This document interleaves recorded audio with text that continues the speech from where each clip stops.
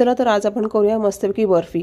तर आहे त्या साहित्यामध्येच आपण करणार आहोत, आपल्याला काहीच वेगळं साहित्य आणायची गरज नाहीये। ही अशी बर्फी बनते की यामध्ये तुम्हाला माव्याची चव येणार आहे, अगदी झटपट अशी बनणारी आहे। त्यामुळे व्हिडिओ पूर्ण बघा, कुठेही स्किप करू नका। चला तर आपण व्हिडिओला सुरुवात करूया। यासाठी तुम्हाला साजूक तूप लागणार आहे आणि एक वाटीभर मैदा किंवा बेसन लागणार आहे। ज्यांना मैदा खायला आवडत असेल त्यांनी मैदा इथे वापरू शकतात। इथे मी बेसन वापरलेले आहे, आमच्याकडे बेसनाची वडी खूप आवडते, त्यामुळे इथे वाटीभर मी बेसन घेतलेले आहे। इथे मी मोठी वाटी घेतलेली आहे आणि एक वाटीभर तूप घेतलेलं आहे। तुम्ही इथे मी चमच्याने मोजलेलं आहे 10 ते 12 चमचे, म्हणजे पोह्यांची चमचाभर आपण 12 चमचे इथे घेतलेले आहे आणि त्यानंतर लागेल तसं तूप मी वाढवून घेत आहे। तर बेसन भाजायला फार वेळ लागतो, त्यामुळे बघा मी बराच व्हिडिओ तुमच्यासाठी शॉर्ट करून मी टाकत आहे। तर बेसनामध्ये लागेल तसं आपण तूप वाढवायचं आहे। असं एकूण मला वाटीभर तूप लागलेलं आहे। तुम्ही बघू शकता की बेसन असं कोरडं कोरडं भाजलं जात आहे, त्यामुळे थोडं थोडं आपण तूप टाकायचं आहे आणि जोपर्यंत बेसन हे भाजताना हलकं लागत नाही, त्याचा कलर देखील चेंज होत नाही, तोपर्यंत आपण हे बेसन भाजायचं आहे।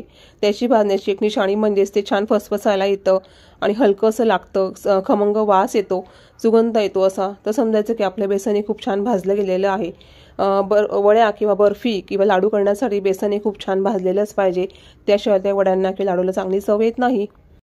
हे कंटिन्यू हलवत राहायचं आहे, त्यामुळे आपल्या जे लाडूचे जे पीठ आहे किंवा वड्यांचं जे पीठ आहे ते कडेला चिपकत नाही किंवा याला जळकाई वास लागत नाही, त्यामुळे कडेला न चिपकण्यासाठी हे सतत आपण हलवत राहायचं आहे। तुम्ही बघू शकता की बेसन पीठ भाजायला जवळपास मला 6 ते 7 मिनिटं झालेली आहेत। तेवढ्या अवधीमध्ये हे पीठ खूप छान भाजलं गेलेलं आहे, तरी अजून मी 5 मिनिटं याला छानपैकी भाजून घेणार आहे। थोडासा अजून रंग चेंज झाला पाहिजे। तुम्ही बघू शकता आता याला असं छान खदखद अशी उकळी येत आहे, म्हणजे याला अशी बुडबुडे आलेले आहेत, म्हणजे आता हे पीठ छान भाजलं गेलेलं आहे।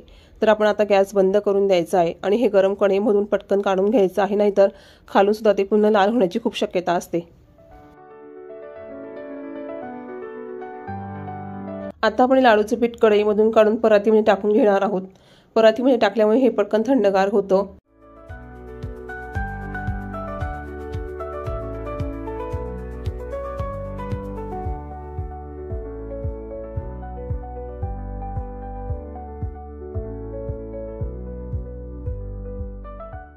तर आता आपण ह्याच वाटीने अर्धी वाटीभर असं रवा मोजून घेणार आहोत। रवा हा बारीक रवा घ्यायचा आहे, त्याला आपण 0 नंबरचा रवा म्हणतो, तर तो घ्यायचा आहे आणि तो अर्धी वाटी घ्यायचा आहे, म्हणजे एक वाटी बेसन तर अर्धी वाटी रवा घ्यायचा आहे। आपण त्याच कढईमध्ये हे भाजून घेणार आहोत, म्हणजे जी कढईमध्ये ते बेसन लागले ते सुद्धा त्यामध्ये मिक्स होऊन जाईल। यामध्ये अगदी चमचाभर तूप टाकायचं, जास्त तूप घालायचं नाही, कारण की आपण बेसन पिठामध्ये ऑलरेडी बरंच तूप घातलेलं आहे। आता आपण रवा भाजताना सुद्धा छान लालसर असा रवा भाजून घ्यायचा आहे। हा रवा सुद्धा अगदी 2-4 मिनिटांमध्ये भाजून होऊन जातो। मीडियम फ्लेमवर आपण हा रवा भाजून घेत आहोत। आता बघा इथे मी एक चमचाभर तूप टाकलेलं आहे, त्यानंतर पुन्हा रवा आपण थोडासा भाजलेला आहे। हा रवा छान लालसर झालेला आहे, याला सुद्धा छान खमंग असा वास येतो। आता आपण हा रवा बेसन पिठाचे जे आपण मिश्रण आहे त्यामध्ये टाकून घेतलेलं आहे। आता हे दोघं पदार्थ छानपैकी कालवून घ्यायचे आहे, एकत्र करायचे आहेत। अशा प्रकारे आपलं हे जे पीठ आहे मस्तपैकी एकजीव झालेलं आहे। तुम्ही बघू शकता तूप देखील सुटलेलं आहे। तर आता आपण जाड साखर ही मिक्सरला वाटून घेतलेली आहे, मस्तपैकी बारीक अशी पावडर तयार झालेली आहे। तरी सुद्धा आपण ही साखर चाळणीने चाळून घ्यायची आहे, म्हणजे जे काही खडे असतील वरती साखरेचे जाडसर ते वरचेवर घातल्याने आपल्याला छानपैकी पिठी साखर मिळेल। मिक्सरमध्ये साखर कितीही बारीक वाटली तरी पण तुम्ही पाहू शकता की जाडसर साखर ही राहूनच जाते, तर ती पुन्हा आपण तशीच बारीक करून घ्यायची आहे मिक्सरला। आता ही सर्व साखर आपण चाळून घेणार आहोत आणि त्यानंतर आपण घेणार आहोत त्याच मिक्सरच्या पॉटमध्ये वेलदोडे। तर वेलदोडे हे मस्तपैकी बारीक करायचे आहे आणि त्याची पावडर करायची आहे। तर नुसते वेलदोडे काही बारीक होत नाही, म्हणून त्यामध्ये जराशी साखर घालायची आहे, तसं आपण बारीक करून घ्यायचं आहे, म्हणजे वेलदोडे खूप छान बारीक होतात। आणि जर वेलदोडे तर वातडे असतील तर मी ते तव्यावरती गरम करून घ्यायचे, म्हणजे पटकन हे बारीक होतात। तर ही वेलदोड्याची पूड मी चाळणीने चाळून घेत आहे। तुम्ही बघू शकतात, म्हणजे काही वरचं उरलेलं असतं ना हिरव्या रंगाचे साल असतात बघा ते, तर ते साल आपण दुधामध्ये किंवा चहामध्ये वापरून घ्यायचे, म्हणजे चहाला आणि दुधाला सुद्धा इलायचीचा स्वाद येतो, म्हणजे साल सुद्धा वाया जात नाही।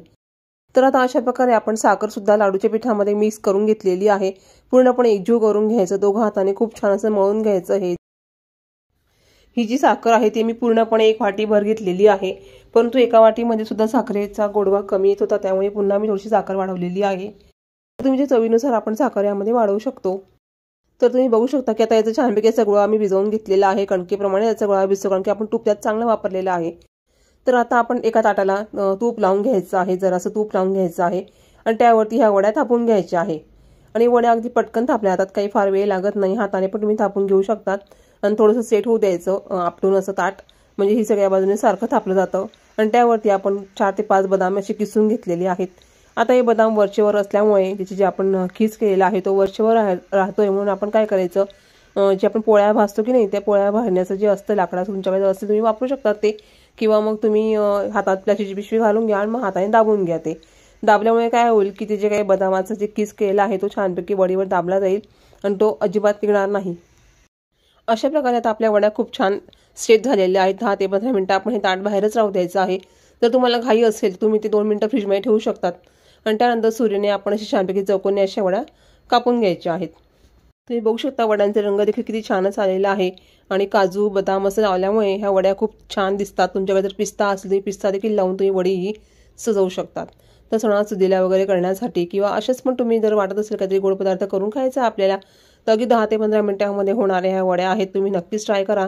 यामध्ये आपण दूध वगैरे अजिबात वापरलेलं नाही, दूध नाही, मावा नाही का मिल्क पावडर नाही। अशाच या वड्या खूप छान लागतात आणि झटपट बनतात, आहे त्या साहित्यामध्येच बनतात। आता बघा तुम्ही आता ह्या वड्या किती सुरेख दिसत आहे बघा।